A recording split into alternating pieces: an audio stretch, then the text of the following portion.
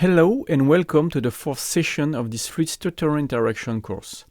Up to now, we have been concentrating on the case of fluid at rest. We will now study vibrations of structures in flow. We will start by repeating the analysis we made in the first session, where we determined under which conditions the fluid could be considered at rest.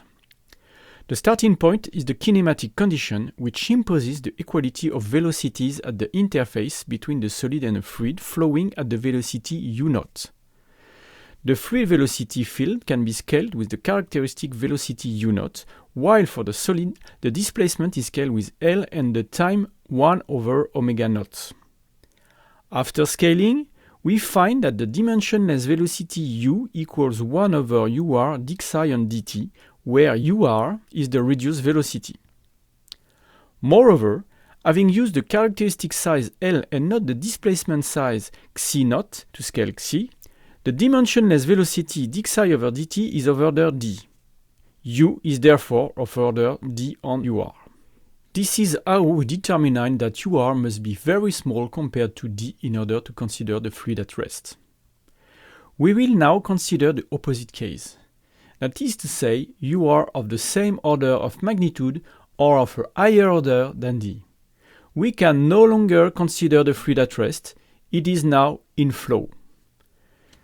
During this session 4, we will make a much more restrictive hypothesis. From the dimensionless kinematic condition, by choosing ur very large compared to d, we show that the velocity u is very small, which can be approximated by u equals 0. This is the classical boundary condition of a fluid mechanics problem. The fluid mechanics problem then depends only on the position and the state of deformation of the solid. This approximation is called quasi-static approximation. We will see this in video 4.3. If the hypothesis of a very large reduced velocity compared to d is not satisfied, we can study another hypothesis, less restrictive. To introduce it, we must first derive once the kinematic condition with respect to time. Once it is scaled, it is written as du on dt equals 1 on ur squared d2 psi on dt2.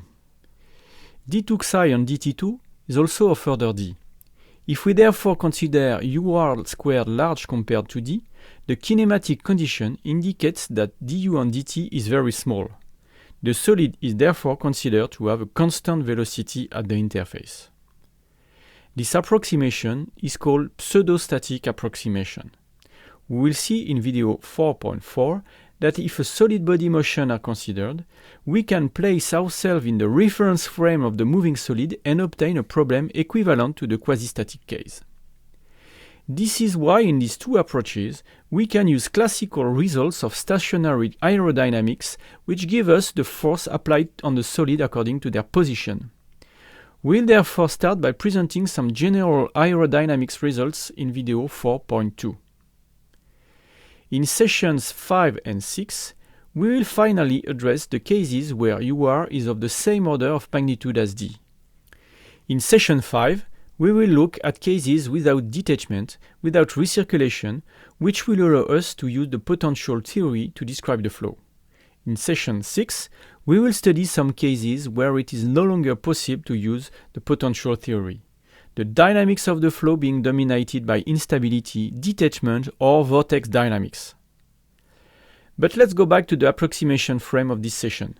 U are very large compared to d, and ur squared very large compared to d. I'll see you in the next video, where we'll see some aerodynamic results that will be useful for the rest of the session.